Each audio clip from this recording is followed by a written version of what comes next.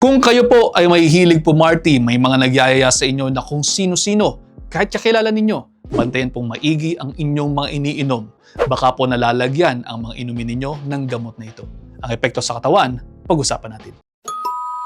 Mula nang mag-ease up ang restrictions dahil sa pandemya, marami na rin po ang mga nakikitang pumaparty kung saan-saan. Sa paglipat ko rin sa Manila area, nakita ko ang mga buhay na nightlife sa mga area na nadaraanan ko pa uwi. Kaya naman ang tip ko po sa inyo, kilalanin ninyong maigi ang inyong mga nakakasama at sana, bago rin po kayo sumama, kilalanin nyo na rin ang mga sinasamahan ninyo. Oo, KJ na kung KJ, tito na kung tito, lolo na kung lolo, pero ingat kayo sa mga iniinom ninyong mga drinks. Isang date rape drug ang tranquilizer na Rohypnol. Trade name yan para sa drug na kung tawagin ay flunitrazepam, na nasa pamilya naman ng benzodiazepines. Yung mga benzodiazepines ay mga central nervous system depressants. Parehang volume na sa katotohanan ng bagay ay ginagamit para sa treatment ng insomnia.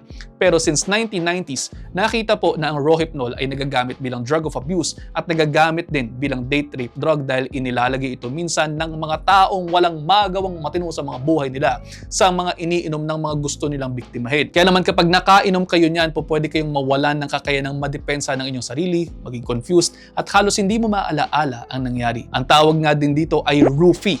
At pagkatapos nito, po pwedeng mapagsamantalahan ng pasyente at sukdulan nga ay maghahasa. Tandaan po lamang na hindi lamang itong gamot na ito ang nagagamit bilang date rape drug. Pwede pa rin pong iba, pero itong Rohypnol ang isa sa mga kadalasang ginagamit ng mga taong walang magawang matino sa mga buhay nila. Pwede rin pong ecstasy, pwede rin pong LSD, pwede rin pong GBL o ang gamma-butyrolactone. Ang masakit pa dito, minsan, walang kulay at po pwedeng walang lasa ang mga yan kaya mahirap ma-identify. Kaya naman po, ang pinakamainam na gawin ay ang maging mapagmatyag sa inyong mga iniinom at mga ginagawa kapag kayo ay pumaparty. Marami kayong maririnig na kung ano-anong issue left and right itong mga nakaraang buwan o mga nakaraang araw, kaya please lang mag-ingat po tayong maigi. Dahil nga po minsan ay hindi na ninyo alam na napapainom na pala kayo ng ganyan, naririto po ang ilang signs ng date rape. Pwede po kayo makaramdam ng fuzzy feeling o parang hindi mo alam ang nangyari sa nakaraang ilang oras. Pwedeng parang biglang nag-time-lapse. Pwedeng ang damit na suotin nyo ay hindi yung naaalala ninyong suot nyo.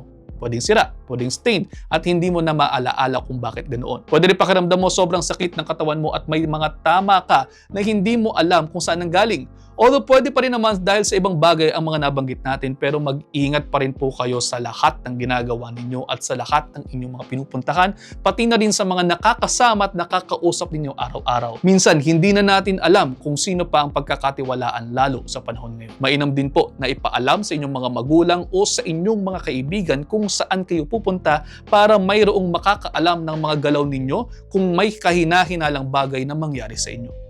At ayun, sana po ay may natutunan kayo kahit papaano. Nagpapaalaala lamang po ako na ang mundong ginagalawan natin ngayon ay hindi na singlinis ng mga nakagisna natin. Kaya ingat-ingat parati mga kapatid, at yun lang for now, i-digest nyo muna dahil ang gusto ko ay healthy at safe kayong lahat. See you ulit next episode.